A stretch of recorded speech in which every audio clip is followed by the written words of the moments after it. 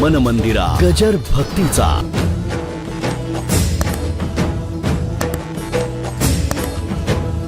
कळत नाही अज्ञान आहे, आणि अज्ञान हे कळत नाही अज्ञानाचं अज्ञान आहे. म्हणजे पुन्हा अज्ञान डोक्यावर बसवलं म्हणून पुढे जाण्याचं काही कारण नाही. पण कसा विषय मांडला जातो मग त्याची पूर्तता करून दाखवतो तुम्हाला मी. कसा आहे ते, एक मुलगा गणित चुकला. गणित चुकला हे कशाचं लक्षण आहे? अज्ञानाचं लक्षण आहे. मग मास्तरनी त्याला जवळ घेतला. अरे म्हणे एवढं तू सगळे पेपर सोडवलं, हे गणित कसं चुकलं? म्हटलं कसं चुकलं हे माझ्या लक्षातच आलं नाही. कळलं का? लक्षात आलं नाही हे लक्षात आलं. मग लक्षात आणून देताना सुद्धा जर लक्षात आलं नाही तर ते अज्ञान नाही, तर अज्ञानाचं अज्ञान आहे. हे मी त्याची पूर्तता करत नाही, कसं मांडलं जातं ते सांगितलं. आणि इथे तर ज्ञानेश्वर महाराजांना कुठे अज्ञानाचा शिरकाव नाही, खच्चून भरलेला आहे. आणि म्हणून या ठिकाणी म्हणाले, आईने अनुमाने हो पाहे मी अति ऐसे. अनुमान करताय तव अज्ञान त्रिशुद्ध नाही, जगत ठेविले ठाई. जे धर्म धर्मत्व काही, अज्ञान ज्ञान अज्ञान असे. अगा जेणे ज्ञान जगभान, त्यासी जरी म्हणाल अज्ञान, तरी येणे अनुमान करून सत्यत्वाने. हे तुमचं अनुमान प्रमाणे ते लागू शकत नाही. अनुमान करताय, हा तुमचा अनुभव नाही, अनुमान आहे. हे बघा, प्रमाण अनेक तऱ्हेचे असतात. थोडक्यात सांगतो. एक प्रत्यक्ष प्रमाण, एक अनुमान प्रमाण, एक शब्द प्रमाण. आता मी मध्ये जे कोट्स आपण देतो, ज्ञानेश्वरीच्या ओव्या कोट केले, त्याला शब्द प्रमाण बरं का. शब्द प्रमाण एवढ्या करताचा आहे, निर्देश आहे, बाकी काही नाही. दुसरं अनुमान प्रमाण. अनुमान प्रमाण, अमेरिकेजवळ ॲटम बॉम्ब आहे,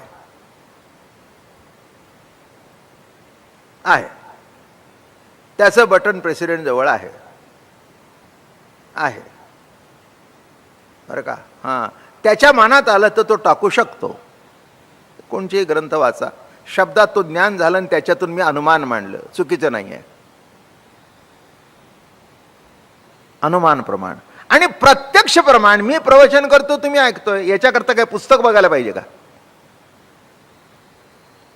नाही का? हे प्रत्यक्ष प्रमाण आहे. बाबा महाराज तुमच्या पुढे प्रवचन सांगतो, हे प्रत्यक्ष प्रमाण आहे. आणि तुम्ही ऐकायला बसलाय. हा म्हणला की नाही, शेजारचे केशवबा म्हणले तर गोखले ऐकायला बसले. गोखले म्हणतील केशवबा काय शाणा झाला काय? त्याने म्हणू दे, नाही त्यांना म्हणू दे, मी रोज बसतोय, पहिल्यापासून येतोय, मी आहेच आहे. माझं बोलणं कळलं का? तुमच्या सांगण्याने माझी पूर्तता नाही, तुम्ही म्हणण्याने मी नाही, मी आहे तो आहे. प्रत्यक्ष प्रमाण.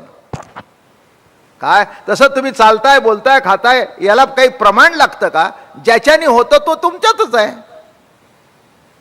ज्या अर्थी लाईट लागलेलं आहे त्या अर्थी बटन कुठे इथेच असेल, फक्त माहितगाराला विचारा. शोधत बसण्यापेक्षा तसं तुम्हाला कळत नसेल तर ज्यांना बटणं माहिती आहेत त्या संतांना विचारा. लटके जरी असे नामयासी पुसा, आहे त्या भरवसा नामी माझ्या. माझं सांगणं तुम्हाला पटत नसेल तर नामयाला विचारा. तसं संत काय दाखवतात, ती खूण दाखवतात. आणि मग ती खूण प्राप्त झाल्यानंतर ते खूण पावोनी नाम गरजे. ती खूण पाहून, म्हणून महाराज म्हणाले, अगा हे नवे अज्ञान, हे जगची सापडली खूण. का जे अवघे जगची हे जाण ज्ञान रूप. जगता रूपाने खूण आहे ही त्याची. ही खूण आहे की तो आहे आणि त्या रूपाने आहे. साधा दृष्टांत देतो बरं का. घरामध्ये पाऊल टाकल्याबरोबर तो आतमध्ये होता.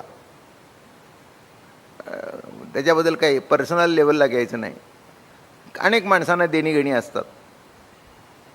मग तो वर गच्चीतून बघतो, तो येतोय, मग तो हात जातो आणि बायकोला बाहेर पाठवतो.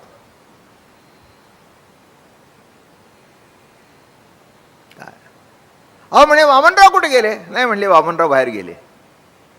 आणि तिथे चप्पल पडलेली असते त्यांची.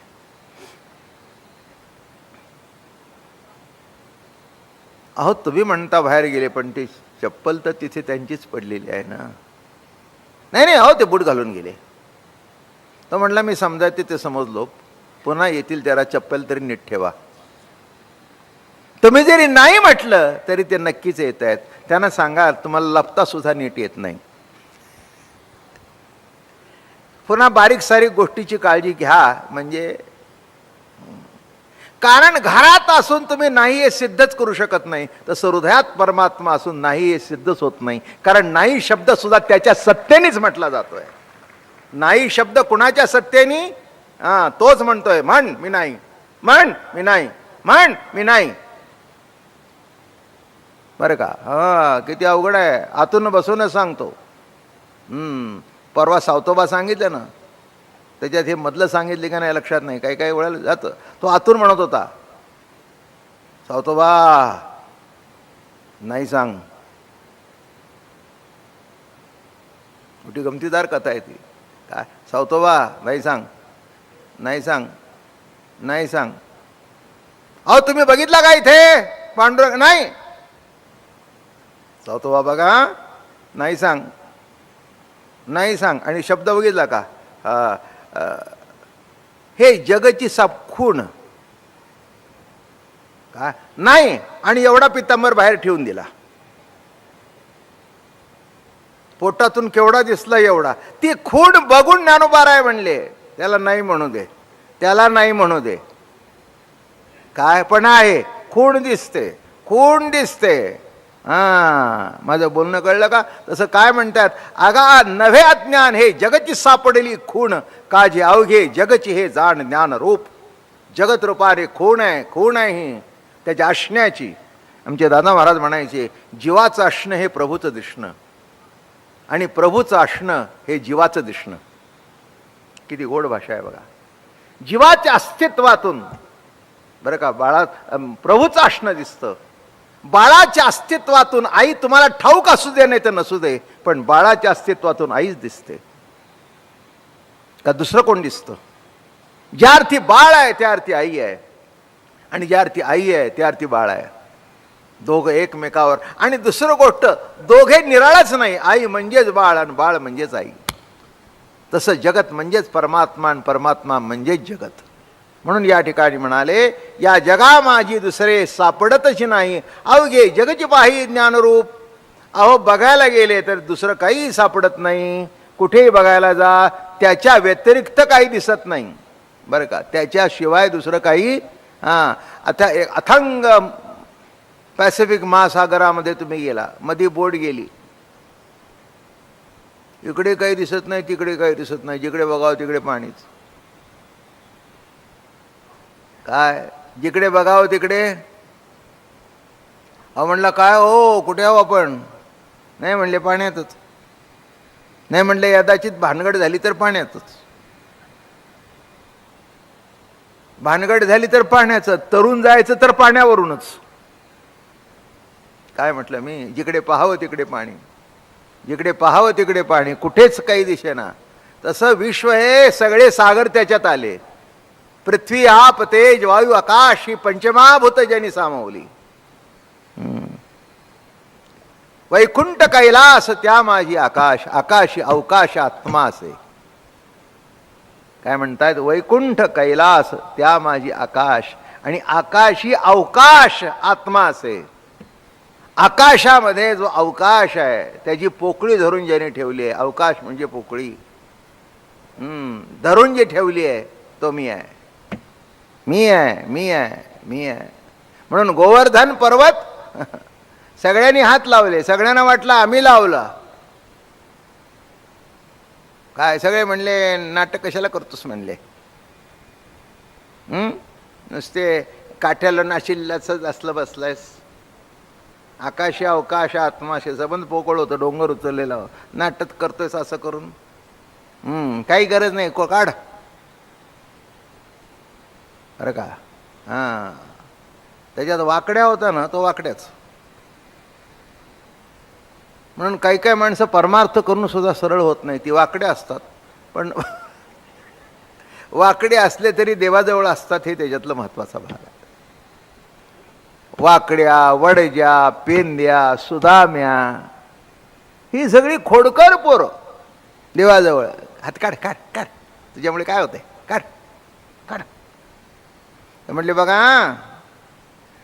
पेंद्या, अगोदरच वाकडा आहेस, अजून पाय मोडतील बरं का. अरे म्हणला काय, आमच्या काठ्या बघ केवढ्या मोठ्या आहेत, अहंकाराचा बांबू केवढा मोठा आहे, केवढा मोठा आहे बघ. कृष्ण म्हणला जरा यांना दाखवलंच पाहिजे. त्यांनी काही केलं नाही, सबंध कळंगरी काढली नाही, जरा थोडी अर्धा इंच खाली केली. त्यांना प्रेशर जाणवलं. हां हां हां असं काय रे होतं आहे, हां हां हां नाही, लावा तुमचा बांबू, लावा लावा, काठ्या लावा, लावा लावा, अजून खाली, अजून अजून घेऊ का, अजून खाली घेऊ का. अरे कृष्णा, अरे कृष्णा, अजून खाली घेऊ. कोणी उचलला, तू का मी. नाही म्हटलं तूच. नक्की का, पुन्हा बोल, पुन्हा बोल, तूच, पुन्हा बोल, तूच. सगळी पोकळी धरून ठेवली आहे त्यांनी, नाही का. हां, म्हणून आपल्याकडे शब्द चांगला आहे, ढग, काय ते ढगफुटी. हां, ढग जेव्हा फुटतो की नाही, हां, आकाश फुटल्यासारखं होतं, नाही का. ढगफुटी जेव्हा होते, काय झालं तिकडे कळलं नाही, धो धो धो धो. अरे पोकळ म्हणता आलं कुठून, नाही का. सगळ्या विश्वाला लागणारं पाणी त्याच्यात साठवलंय. काय टँक असला पाहिजे वरचा. तानसा का पवई का काय, कोणचं का पवना का खडक वाचला. हां, त्याची इंची किती भरली याच्यावर आमचा जीव वर येतो.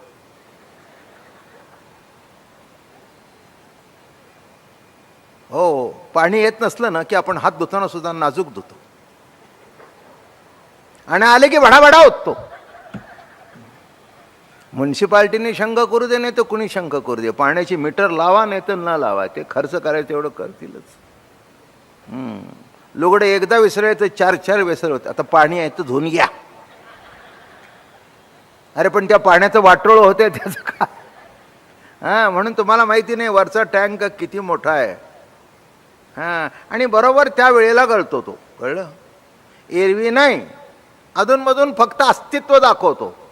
त्याला वळवाचा पाऊस म्हणतात, वळीव, म्हणजे अधूनमधून शावर, अधूनमधून अधूनमधून.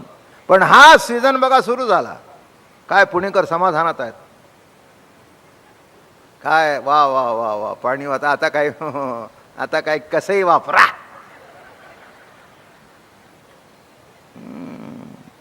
कसंही वापरा. आणि वस्तुस्थिती आहे ही, याच्यात कुठेही आगाऊपणा नाही आहे. याच्यावर एक उदाहरण सांगतो पाणी वापरण्यावर. पंडित जवाहरलालजी आणि महात्मा गांधी कुठेतरी एकत्र आले. मग जेवण वगैरे झालं आणि महात्माजींच्या हातावर पंडितजी पाणी घालत होते, देत होते, इकडे बघत होते आणि बोलत होते. बोलता बोलता बराच वेळ, आता ह्यांचा हात काढल्याशिवाय पंडितजी कसं पाणी धार थांबवणार, व्यक्तिमत्वच तसं.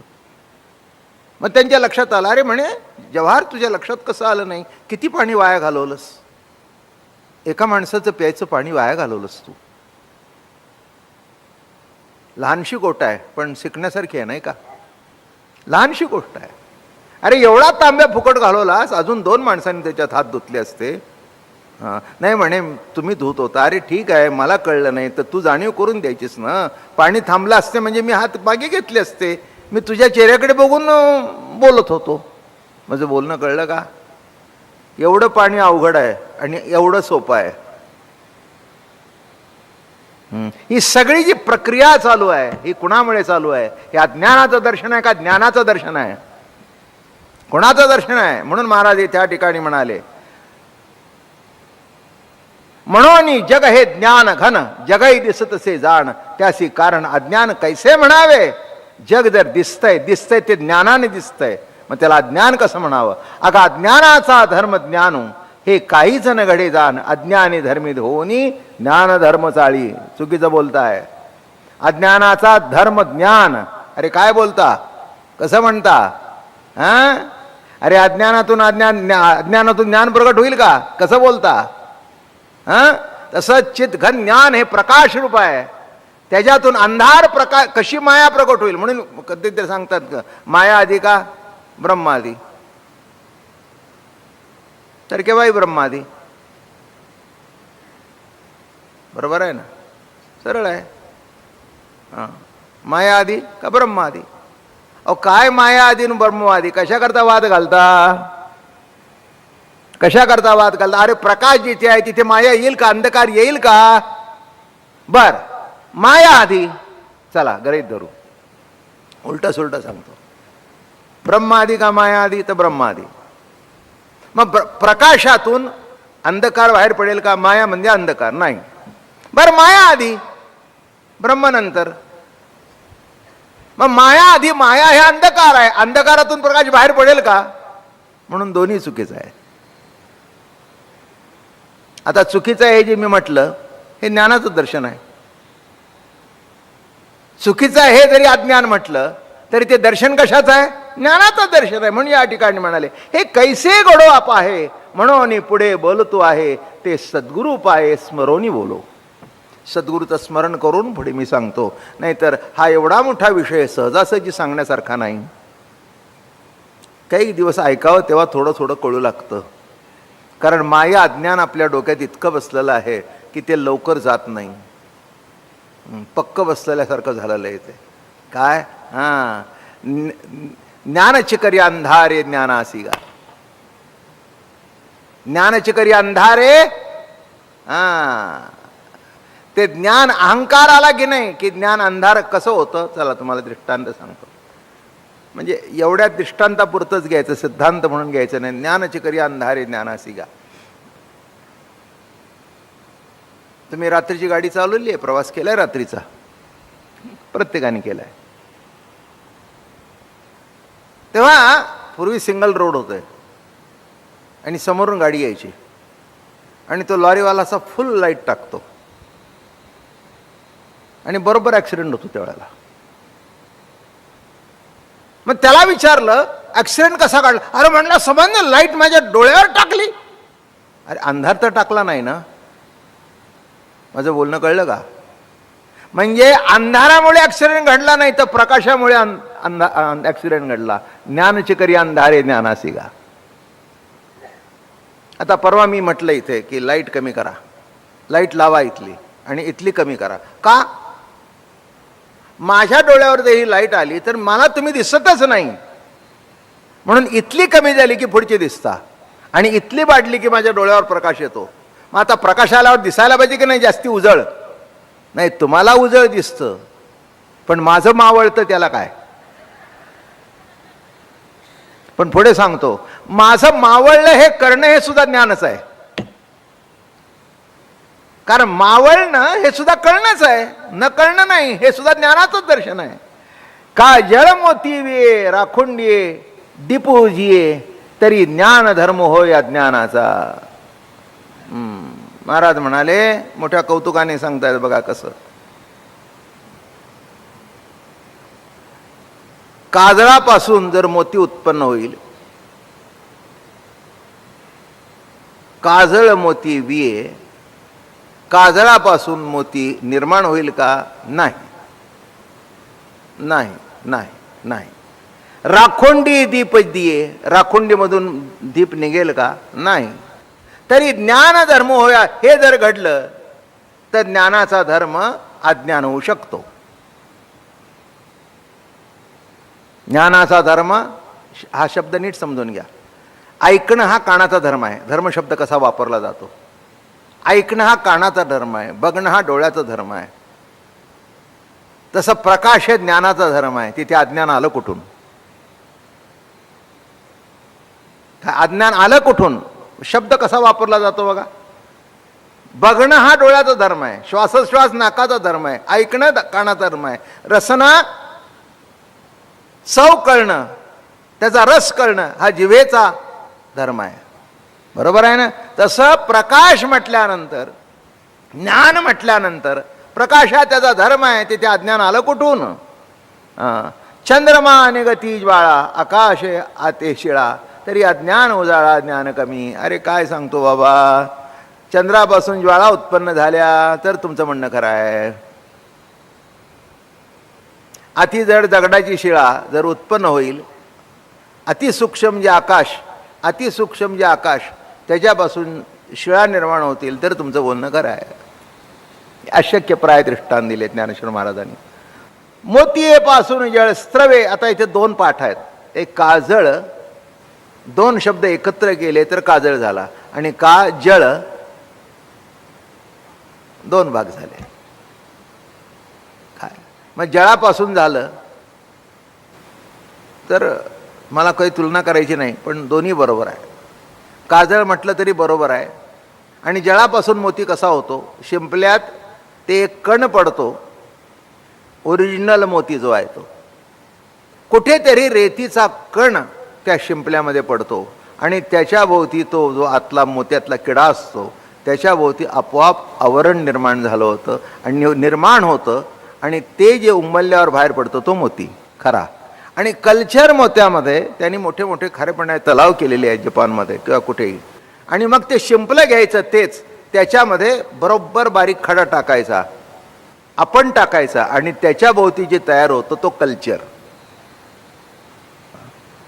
म्हणून नीट लक्षात घ्या. म्हणून ओरिजिनलचा भाव जर लाखोनी असेल तर कल्चरचा 1000 आणि इम्पिटेशनचा 5 रुपये. मन मंदिरा गजर भक्तीचा.